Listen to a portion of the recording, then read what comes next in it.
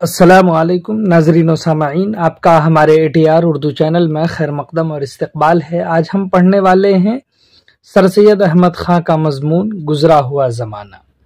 اس کو 3 پارٹ میں ڈیوائیڈ کر دیا ہے تاکہ سمجھنے میں آسانی ہو، اور بیچ میں ان تینوں پارٹ کے درمیان ہم آپ کے سامنے سوالات پیش کرتے رہیں گے، وہ سوالات جو آپ کو عام طور پہ ایگزام میں پوچھے جاتے ہیں۔ سب سے پہلے تو یہاں پر ہم شروع کریں گے کچھ سوال سے کہ سر سید احمد خاں کا انتقال کب اور کہاں ہوا، وہ اس وقت کہاں مدفون ہے، اس کا جواب آپ دیتے جائیے۔ اسی طرح سے سر سید احمد خاں کی پیدائش کب ہوئی اور کہاں ہوئی ہے۔ مسلمانوں کی تعلیم اور سماج کی اصلاح کے لیے جو تحریک چلائی گئی اسے کس نام سے ہم جانتے ہیں، یعنی سر سید کے ذریعے جو تحریک چلائی گئی۔ سر سید احمد خاں کے والدین کے نام بتائیں۔ یہ کچھ سوالات کو ذہن میں رکھ کر کے جب تک آپ جواب دیجئے، اب شروع کرتے ہیں ہم۔ چیپٹر کا نام ہے گزرا ہوا زمانہ۔ یہاں پر متن پڑھیں گے، پھر اس سے سوالات ہم اخذ کریں گے، اس کو آپ کے سامنے پیش کریں گے۔ ایگزام میں ایگزیکٹ ایسے ہی آپ سے پوچھے جائیں گے۔ تو شروع کرتے ہیں۔ دیکھیے، یہ متن کا پہلا حصہ ہے۔ برس کی اخیر رات کو ایک بڈھا اپنے اندھیرے گھر میں اکیلا بیٹھا ہے، یعنی سال ہے اور سال کے بالکل اینڈ آخری تاریخ ہے، اسی رات کی بات کر رہے ہیں۔ ایک بڈھا اپنے اندھیرے گھر میں اکیلا تنہا بیٹھا ہے۔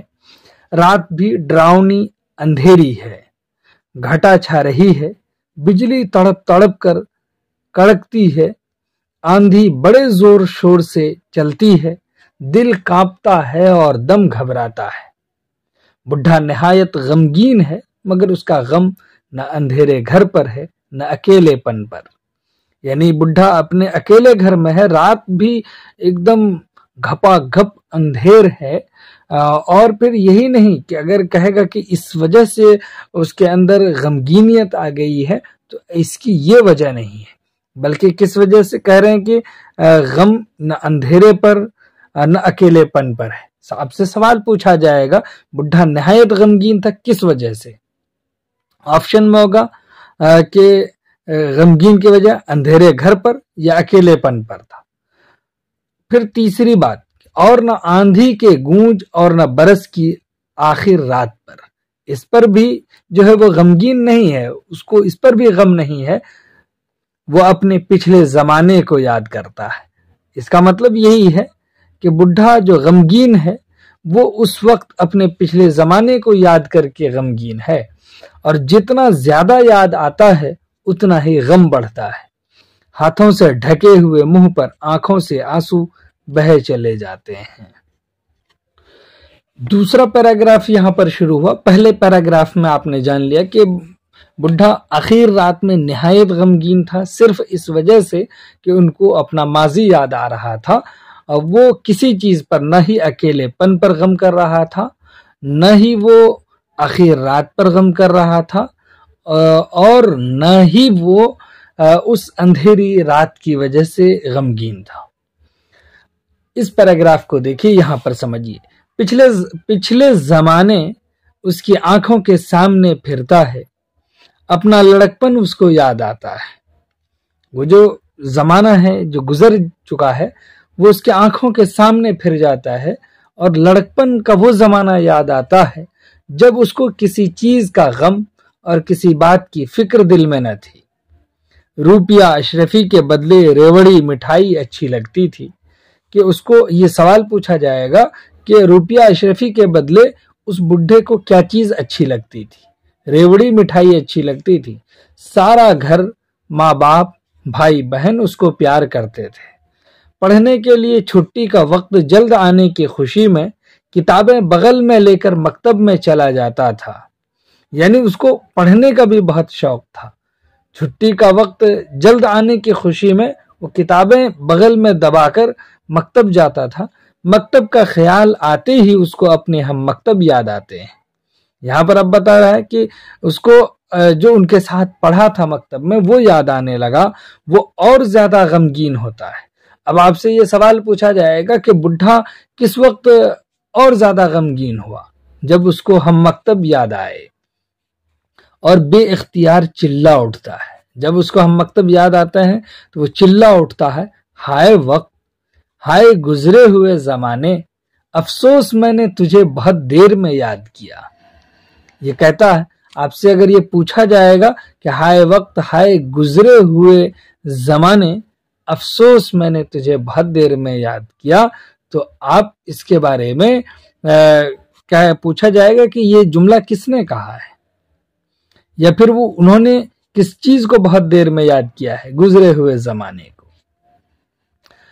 پھر وہ اپنی جوانی کا زمانہ یاد کرتا تھا، اپنا سرخ و سفید چہرہ، سڈول اور بھرا بھرا بدن، رسیلی آنکھیں، موتی کی لڑی سے دانت، امنگ سے بھرا ہوا دل، جذبات انسانی کے جوش کی خوشی اسے یاد آتی ہے. بہت ساری چیزیں اس کو یاد آ رہی ہیں، یعنی جوانی کا زمانہ یاد کیا تو اس میں یہ ساری چیزیں ان کو یاد آ رہی ہیں. ان کی آنکھوں میں اندھیرا چھائے ہوئے زمانے میں ماں باپ جو نصیحت کرتے تھے اور نیکی اور خدا پرستی کی بات بتاتے تھے تو وہ یہ کہتا تھا. جب وہ اس کو بتایا جاتا وہ کیا کہتا تھا؟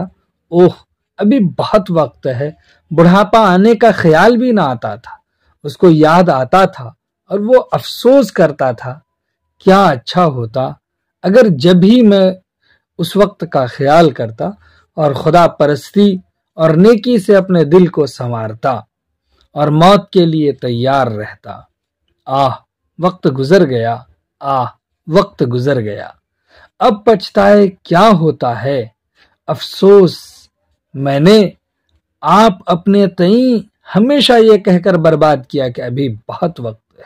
آپ سے اب یہ سوال پوچھا جائے گا کہ وہ کس بات پر پچھتاوا کرتا ہے، وہ کس چیز پر افسوس کرتا ہے، اور اپنے آپ تئیں ہمیشہ کس چیز کیا کہہ کر وہ کہتا ہے کہ برباد کیا ہے، ہمیشہ کیا کہہ کر وہ اپنے آپ کو برباد کی بات کہتا ہے کہ ابھی وقت بہت ہے. یہ کہہ کر وہ اپنی جگہ سے اٹھا اور ٹٹول ٹٹول کر کھڑکی تک آیا. کھڑکی کھولی، دیکھا کہ رات ویسی ہی ڈراؤنی ہے. یہ سب سوچتے ہوئے یعنی بڑھاپے میں جوانی کے ایام کو یاد کیا، اس کے بعد اپنے ماں باپ کی نصیحتوں کو یاد کیا، پھر وہ سوچتے ہوئے کھڑکی کے پاس آیا جس طرح سے بھی ہو، اور وہاں پر وہ اندھیری گھٹا چھا رہی تھی. اس کو دیکھا، بجلی کی کڑک سے دل پھٹا جاتا ہے، ہولناک آندھی چل رہی ہے، درختوں کے پتے اڑتے ہیں اور ٹہنے ٹوٹتے ہیں. تب وہ چلا کر بولا، جب یہ ساری چیزیں دیکھتا ہے تب وہ چلا کر کہتا ہے، ہائے ہائے میری گزری ہوئی زندگی بھی ویسی ہی ڈراؤنی ہے جیسی یہ رات. اس کی گزری ہوئی زندگی کیسی ہے؟ جیسی یہ رات ہے. یہ کہہ کر پھر اپنی جگہ آ بیٹھا. اتنے میں اس کو اپنے باپ، بھائی، بہن، دوست، آشنا یا وہ سب یاد آئے جن کی ہڈیاں قبروں میں گل کر خاک ہو چکی تھیں. ماں گویا اس کو چھاتی سے لگائے آنکھوں میں آنسو بھرے کھڑی ہے، یہ کہتی ہوئی کہ ارے بیٹا وقت گزر گیا. باپ کا نورانی چہرہ اس کے سامنے ہے اور اس میں سے یہ آواز آتی ہے کہ کیوں بیٹا، ہم تمہارے ہی بھلے کے لیے نہ کہتے تھے. بھائی بہن دانتوں میں انگلی دبائے ہوئے خاموش ہیں اور ان کی آنکھوں سے آنسوؤں کی لڑی جاری ہے.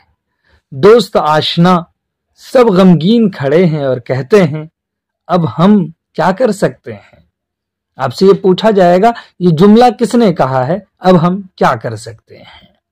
تو آپ کو جو کچھ یہاں پر آپ نے پڑھا ہے تو اس سے 3 سوالات ہم آپ کے لیے چھوڑتے ہیں تاکہ آپ کمنٹ میں آنسر کریں کہ بڈھا اپنے کیسے گھر میں اکیلا بیٹھا ہے. دوسرا سوال کہ پچھلے زمانے کی کون سی بات سب سے پہلے یاد آئی. اور تیسرا سوال یہ ہے کہ بڈھے نے اپنی جوانی میں کیا کہہ کر وقت برباد کیا. अब आपके सामने मतन का ये दूसरा हिस्सा पेश करते हैं, इसको भी सवालात की रोशनी में समझते चलेंगे और फिर हम आपके लिए कुछ सवालात जो आप कमेंट में आंसर करेंगे। तो ये देखिए, अब यहाँ पे मतन का ये दूसरा हिस्सा है। ऐसी हालत में उसको अपनी वो बातें याद आती थीं जो उसने निहायत बेपरवाही, बेमुरुवती और कज खुलूकी से अपने माँ बाप, भाई बहन, दोस्त आशना के साथ बरती थी। माँ को रंजीदा रखना, बाप को नाराज करना, भाई बहन से बेमुरुवत रहना, दोस्त आशना के साथ हमदर्दी न करना याद आता था। और उस पर उन गली हड्डियों में से ऐसी मोहब्बत का देखना उसके दिल को पाश पाश करता था, यानी उनके दिल को टुकड़े टुकड़े करता था। ये सवाल यही है कि उसके दिल को कौन सी चीज पाश पाश करती थी। उसका दम छाती में घुट जाता था और ये कहकर चिल्ला उठता था, हाय वक्त निकल गया, हाय वक्त निकल गया, अब क्यों कर इसका बदला होगा। कि वो घबरा कर खिड़की की तरफ दौड़ा, आकर बैठ गया था पहली बार, फिर दूसरी बार वो खिड़की की तरफ दौड़ा और टकराता लड़खड़ाता खिड़की तक पहुंचा। उसको खोला और देखा कि हवा कुछ ठहरी है और बिजली की कड़क कुछ थमी है, पर रात वैसी ही अंधेरी है। उसकी घबराहट कुछ कम हुई और अपनी जगह आ बैठा। इतने में उसको अपना अधेड़पन याद आया। अब जो है जवानी से बुढ़ापे की तरफ जो जा रहा है वो उम्र याद आई, जिसमें न जवानी रहती थी और न वो जवानी का जोबन, न वो दिल रहा था और न दिल के वलवलों का वो जोश। उसने अपनी नेकी के जमाने को याद किया। उस समय उन्होंने अपनी नेकी के जमाने को याद किया जिसमें वो बनिस्बत बदी के नेकी की तरफ ज्यादा मायल था। वो अपना रोजा रखना, नमाजें पढ़नी, हज करना, ज़कात देनी, भूखों को खाना खिलाना, मस्जिद और कुएं बनवाना याद करके अपने दिल को तसल्ली देता था। फकीरों और दरवेशों को जिनकी खिदमत की थी, अपने पीरों को जिनसे बैत की थी, अपनी मदद को पुकारता था, मगर दिल की बेकरारी नहीं जाती थी।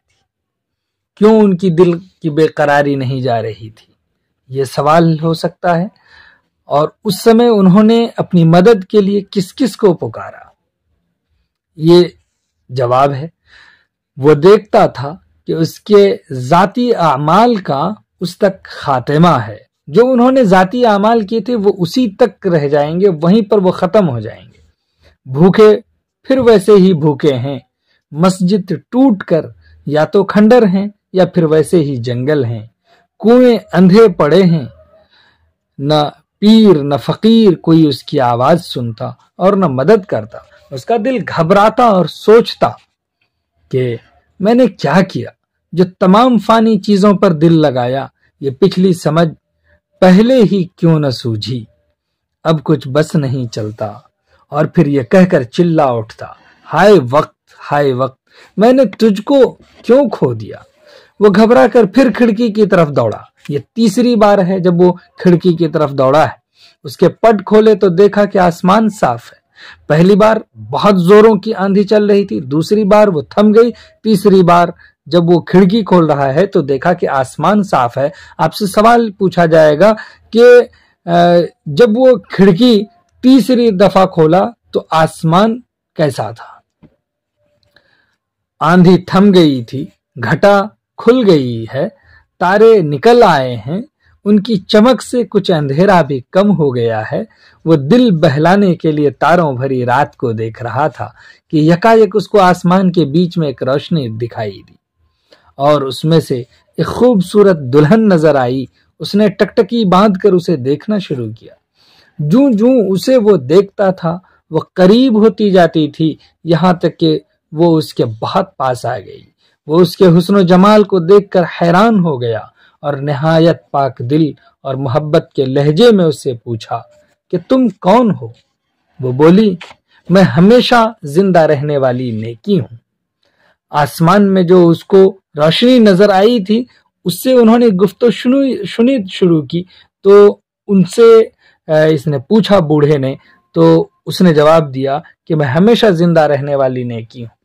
پھر اس نے پوچھا کہ تمہاری تسخیر کا بھی کوئی عمل ہے، یعنی تم پر بھی قابض ہوا جا سکتا ہے، فتح حاصل کیا جا سکتا ہے، تم پر بھی کنٹرول اور قابو پایا جا سکتا ہے، تمہارے تسخیر کا یعنی قابو پانے کا کوئی عمل ہے؟ وہ بولی، یعنی وہ روشنی جو وہ آسمان میں دیکھ رہا تھا وہ اب جواب دے رہی ہے، ہاں نہایت آسان پر بہت مشکل، جو مجھ کو تسخیر کرنا چاہے انسان کی بھلائی میں کوشش کرے، یعنی ہم کو اگر پانا چاہتے ہو، ہم پر اگر فتح حاصل کرنا ہے تو پھر انسان کی بھلائی میں کوشش کرنی چاہیے، کم سے کم اپنی قوم کی بھلائی میں دل و جان و مال سے مساعی ہو، یعنی اس کے لیے وہ کوشش کرتا ہو۔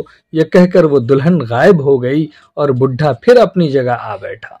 آسمان میں انہوں نے جو ایک روشنی دیکھی تھی جو بالکل دلہن کی طرح معلوم ہو رہی تھی، اس دلہن نے ان کو کئی باتیں بتائیں، کہا کہ وہ ہمیشہ زندہ رہنے والی نیکی ہے، اور یکایک ان کو بتایا کہ کوئی تسخیر کا عمل ہے، تو کہا کہ انسان کی بھلائی میں کوشش کرنا، قوم کی بھلائی میں دل و جان سے مساعی ہونا، پھر یہ کہہ کر وہ غائب ہو گئی۔ آپ اس متن میں جو کچھ پڑھ چکے ہیں، جو سوالات آپ نے دیکھ لیے ہیں، اب آپ کو 4 سوالوں کے کم از کم جواب دینے ہیں کمنٹ میں۔ پہلا سوال کہ بڈھا کیا کہہ کر چلا اٹھتا تھا؟ سوال، اس کا جواب ہے آپ کمنٹ میں دیجئے۔ اسی طرح سے دوسرا، بڈھا گھبرا کر کس طرف دوڑا؟ وہ اکثر دوڑا کرتا تھا کس طرف؟ اسی طرح سے تیسرا سوال ہے کہ بڈھا کو آسمان کے بیچ روشنی میں کیا دکھائی دی؟ چوتھا سوال کہ بڈھے نے جب پوچھا تم کون ہو تو خوبصورت دلہن نے کیا جواب دیا؟ ان سارے سوالوں کے جواب آپ ہمیں کمنٹ میں دیجئے، وہاں پر ہم آپ کو آنسر بتائیں۔ اب آپ کے سامنے متن کا یہ تیسرا اور آخری حصہ ہے، یعنی گزرا ہوا زمانہ ہم نے جو پڑھا ہے، بہت کچھ ہم سمجھ پائے ہیں۔ تیسرے حصے کو دیکھیے۔ اب پھر اس نے اپنا پچھلا زمانہ یاد کیا۔ کس نے؟ اس بڈھے نے، اور دیکھا کہ اس نے اپنی 55 برس کی عمر میں کوئی کام انسان کی بھلائی اور کم سے کم اپنی قومی بھلائی کا نہیں کیا تھا۔ اب آپ سے یہاں پر سوال ہو سکتا ہے کہ بڈھا اپنی عمر کے کس برس میں تھا، کس پڑاؤ پر تھا؟ تو اپنی 55 برس کی عمر میں۔ تو آپ سے یہ بھی سوال پوچھا جا سکتا ہے کہ بڈھے نے انسان کی بھلائی اور کم سے کم اپنی قومی بھلائی کا کام کس عمر تک نہیں کیا تھا؟ تو 55 برس کی عمر میں۔ اس کے تمام کام ذاتی غرض پر مبنی تھے۔ ذاتی غرض پر مبنی کام کس ایج تک، کس عمر تک کیا تھا؟ 55 برس تک۔ نیک کام جو کیے تھے ثواب کے لالچ اور خدا کو رشوت دینے کے نظریے سے کیے تھے، خاص قومی بھلائی کی خالص نیت سے کچھ بھی نہیں کیا تھا۔ اپنا حال سوچ کر وہ اس دل فریب دلہن کے ملنے سے مایوس ہوا۔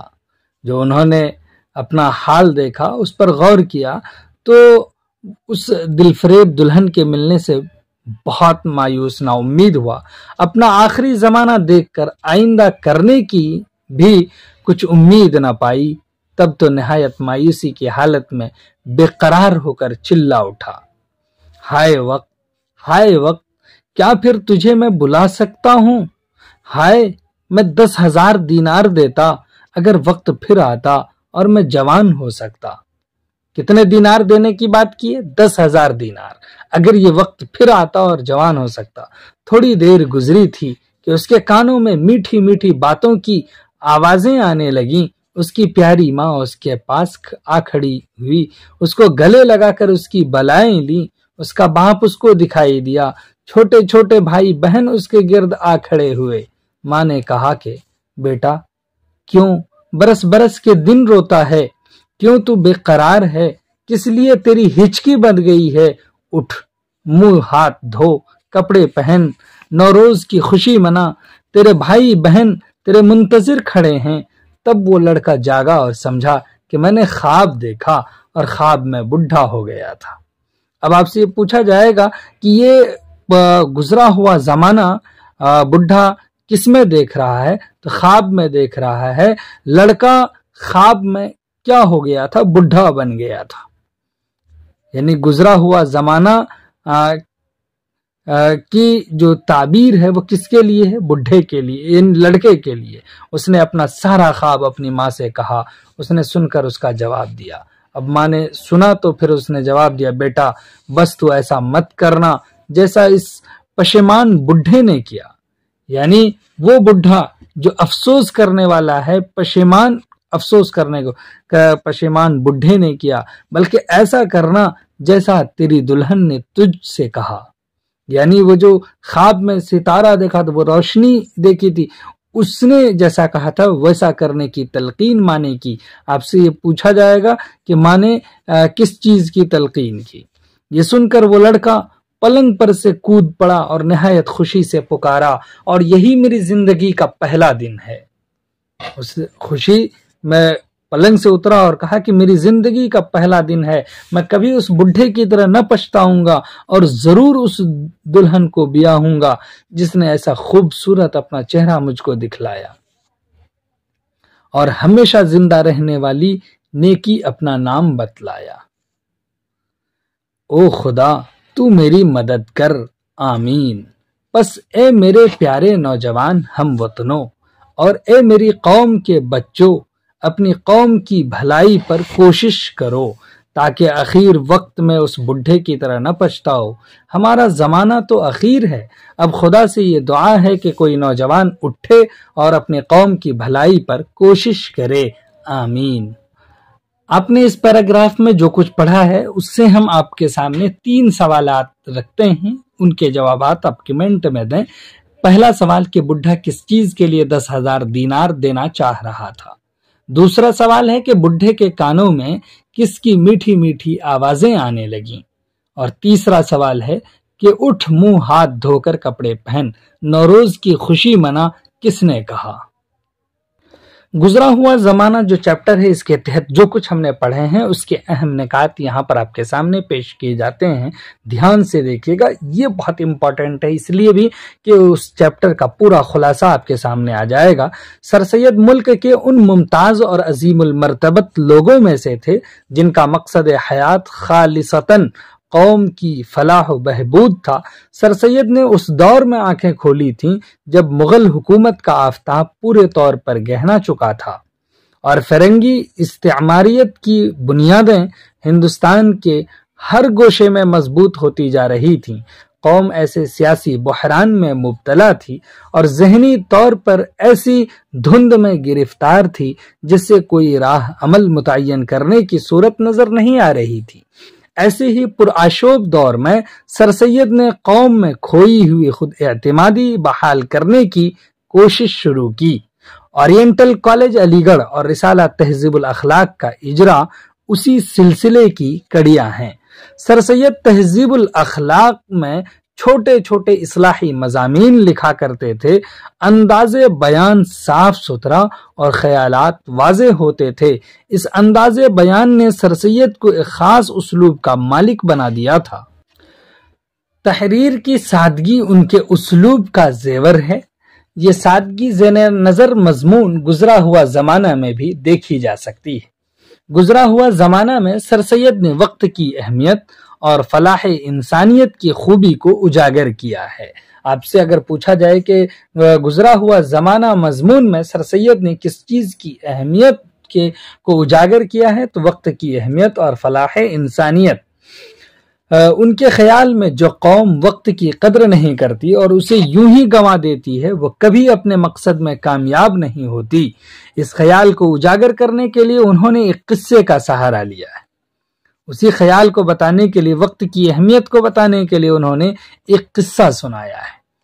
किस्सा ये है कि एक बच्चा ख्वाब में देखता है कि वो बूढ़ा हो चुका है। उसे बचपन से बुढ़ापा तक कोई काम ऐसा याद नहीं आता जो उसने अच्छा किया हो।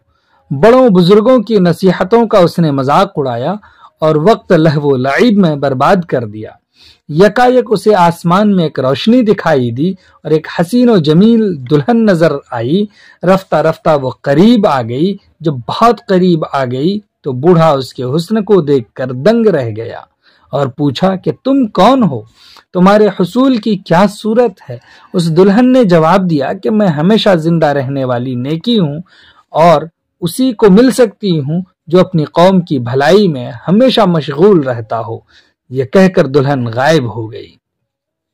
उसने फिर अपने माजी पर नजर दौड़ाई कि शायद कोई नेक काम उसने किया हो जिससे वो दुल्हन उसे मिल सके, मगर उसे मायूसी हुई ये देखकर कि उसने अब तक जो कुछ किया था सिर्फ अपने फायदे के लिए किया था। लोगों की भलाई और खुशनुदी खुदावंद के लिए उसने कुछ नहीं किया था। ये सोचकर मायूस हो गया और चीख उठा, हाय वक्त, फिर तुझे मैं बुला सकता हूँ। काश दौलत देकर भी तू वापस मिल सकता। वो लड़का जब ख्वाब से बेदार हुआ तो उसकी समझ में आया कि उसने ख्वाब देखा है और ख्वाब में बुढ़ा हो गया है। उसने माँ को सारा माजरा कह सुनाया। माँ ने नसीहत की कि बुढ़े की तरह न हो जाना बल्कि दुल्हन की हिदायत पर अमल करना। लड़का खुशी से उछल पड़ा और उसे महसूस हुआ कि ये उसकी जिंदगी का पहला दिन है। उसने तय कर लिया कि अब वो वक्त जाये नहीं करेगा और ऐसे काम करेगा जिससे उस दुल्हन को ब्याह कर ला सके। किस्से के आखिर में सर सैयद नसीहत करते हैं कि ए नौजवानों और ए मेरे हमवतनों, मैं बूढ़ा हो चुका हूँ, तुम उठो, अपने वक्त की कदर करो और कौम की भलाई में अपनी उम्र गुजार दो। सर सैयद ने अपनी बात कहने के लिए साफ सादा और सलीस जो पैराया इख्तियार किया है वो बहुत मुअस्सिर और मुनासिब है। सर सैयद चूंकि खुद इस राह के मुसाफिर थे इसलिए उनकी बातों में असर है। सर सैयद ने जो किस्सा सुनाया है उससे सबक मिलता है कि वक्त बहुत कीमती दौलत है, उसकी कदर करनी चाहिए। वक्त को ज़ाये न करके उसे कौम की भलाई और खुदा की खुशनुदी में सर्फ किया जाना चाहिए। सर सैयद के दर्स पर अमल पैरा होकर कौमों की खोई हुई तकदीर को फिर से हासिल किया जा सकता है। सर सैयद का ये पैगाम आज भी उतना ही अहम है जितना अपने वक्त में था। सर सैयद की ये मुअस्सिर तहरीर हमें फिक्र जहां पर हमेशा उकसाती रहेगी। मुगल बादशाह बहादुर शाह जफर ने सर सैयद को आरिफ जंग के खिताब से कब सरफराज किया? ऑप्शन है 1844 ईस्वी, 1843 ईस्वी, 1842 ईस्वी या 1841 ईस्वी। दूसरा क्वेश्चन है कि सर सैयद अहमद खां किस सन में मुलाजमत से सुबकदोश हुए? 1876 ईस्वी, 1877 ईस्वी, 1875 ईस्वी या 1878 ईस्वी। इसी तरह से कि सर सैयद ने यूनिवर्सिटी का खाका कब पेश किया? 1865 ईस्वी, 1866 ईस्वी, 1867 ईस्वी, 1868 ईस्वी। इसी तरह से एक क्वेश्चन ये भी है कि रसाला तहज़ीबुल अखलाक के मुसन्निफ कौन हैं? अल्लामा इकबाल, शिबली नोमानी, मिर्जा गालिब, सर सैयद अहमद खां। इन सवालों के जवाबात भी आप कमेंट बॉक्स में दीजिए। अगर आपको बहुत अच्छा लगा है तो लाइक और शेयर, साथ ही सब्सक्राइब जरूर कीजिए। चलिए फिर मिलते हैं, तब तक के लिए खुदा हाफिज, अस्सलामु अलैकुम।